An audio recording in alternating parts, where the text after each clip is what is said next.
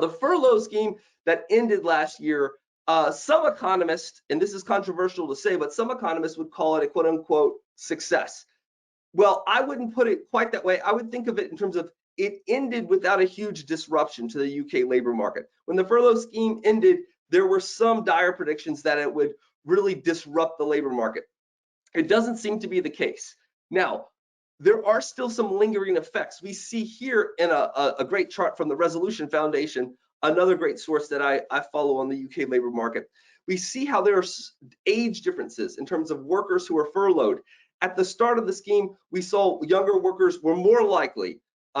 In February and March, you see those red and blue lines higher for younger workers under 18 or 18 to 24. But by the end of the scheme, we see it's reversed, that there are now more older workers furloughed. And so this impacts the labor market, because when I mentioned earlier how that there are 400,000 more economically inactive persons in the UK than there were pre-pandemic, a big increase of this is in the over 50 age group. So we see a surge of early retirements happening. Some of that is perfectly understandable, because during the pandemic, especially before the vaccines, right, you had older workers who were more exposed to these health risks from the virus. So no wonder there was a surge of early retirements.